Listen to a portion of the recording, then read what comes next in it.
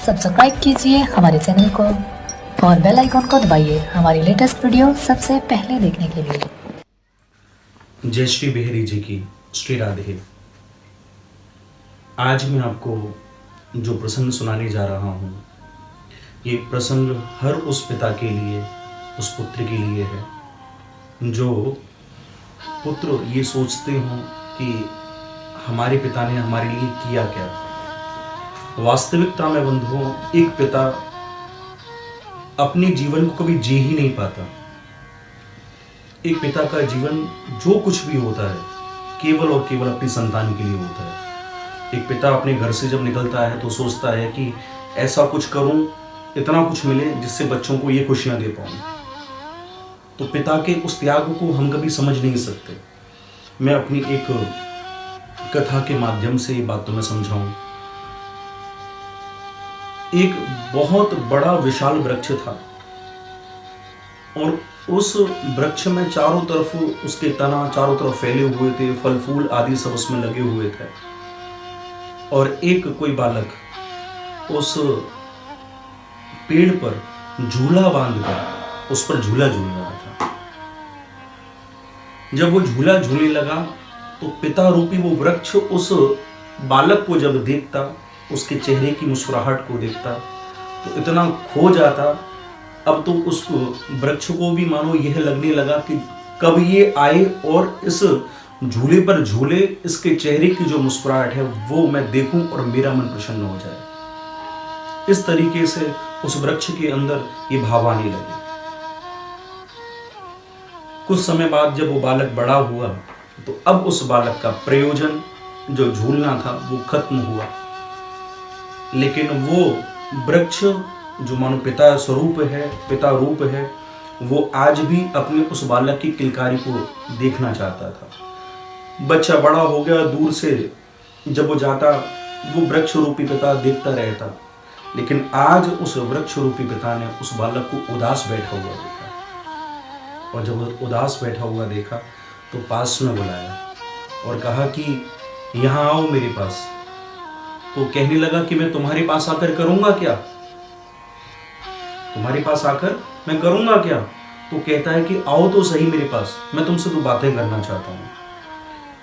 तो वृक्ष की बातों को सुनकर वो चला आया।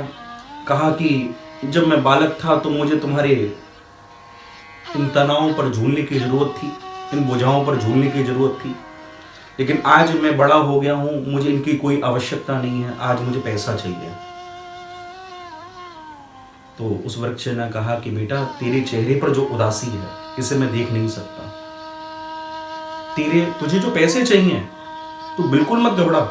मेरे अंग पर जो भी फूल लगे हुए हैं, मेरे अंग पर जो भी फल लगे हुए हैं, तो सारे तोड़ ले और इन्हें तोड़कर बाजार में बेचा, तुझे पैसे मिल जाएंगे। तो उस बालक ने उस वृक्ष के सारे वो फल तोड़ लिए, सारे वो पत्ते तोड़ लिए और सब कुछ तोड़कर बाजार में बेच आया। उसे पैसे मिल गए।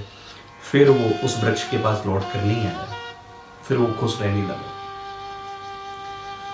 पिता रूपी वृक्ष उस बात को भूल गया कि मैंने क्या किया, मैंने कौन से ऐसे फल दिए, मैंने कौन से ऐसे फूल दिए। उसके चेहरे की मुस्कुराहट को फिर देखता दूर से तो प्रसन्न हो जाता। फिर कोई परवाह नहीं थी। और फिर एक बार फिर उसे देखा, जो दूर बैठा हुआ था, फिर दुखी था।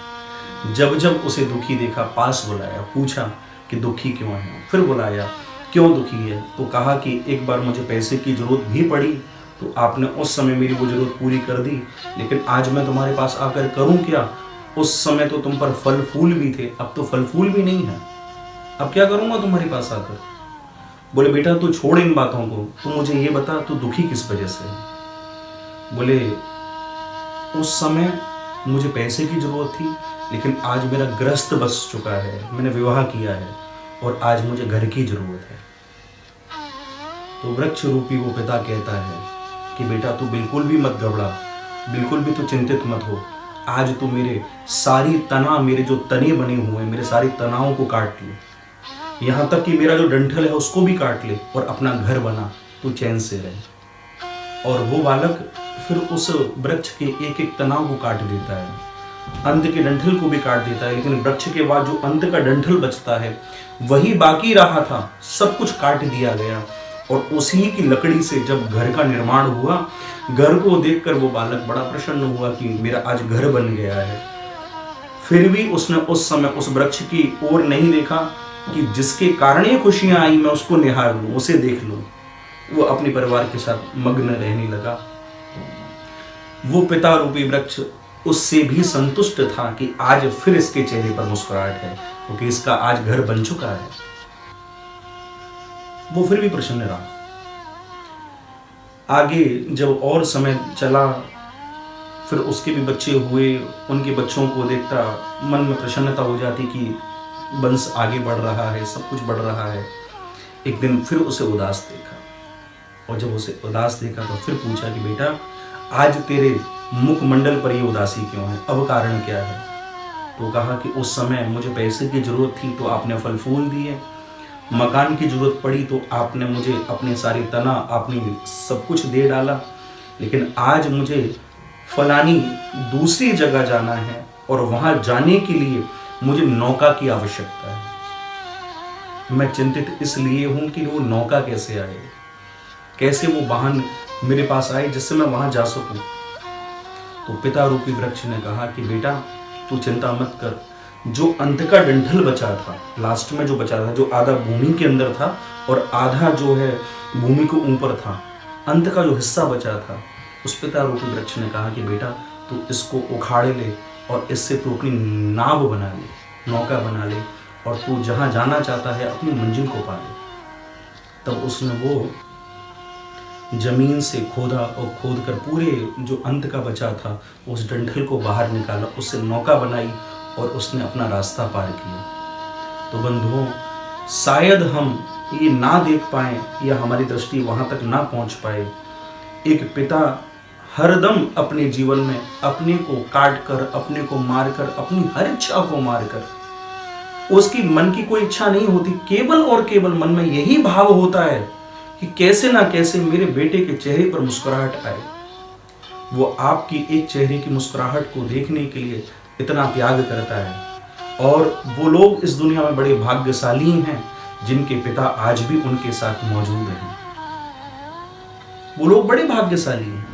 तो आज मैं इस वीडियो के माध्यम से आपसे यही कहना चाहूँगा कि आज आप अपने घर में अपने माँ बाप की इज्जत करें, उनका सम्मान करें, क्योंकि वह हैं तो आप हो, और उन्हें आपसे कुछ चाहिए भी नहीं। वो केवल और केवल आपकी एक मुस्कुराहट के लिए जीते हैं, आपके चेहरे पर वो मुस्कुराहट देखने के लिए ही जीते हैं। उनकी और कोई आशा रह ही नहीं जाती, कोई इच्छा रह ही नहीं जाती। तो मैं आपको यही बात कहना चाहता हूँ, जब मैं सुनता हूँ कि फलानी ने ऐसा कर दिया, फलानी ने ऐसा कर दिया, जीते जागते तो माता पिता ही भगवान हैं, उनको पूज लिया तो सब देव पूज गए। पत्थरों की मूर्ति को पूजा और ठाकुर घर में बैठे हुए माता पिता को सताया, उन्हें रुलाया, तो बंधुओं कोई लाभ नहीं है। घर में बैठे हुए ही आपके माँ बाप प्रथम आपके भगवान हैं। आप उन्हें पूजो, उन्हें सम्मान दो, और पिता और माता के उस त्याग को समझो जिसे त्याग कर उन्होंने आपको इतना बड़ा बनाया, इस काबिल बनाया कि आपकी पहचान है। समझो आप इन बातों को। प्रेम से कहिए श्री राधे।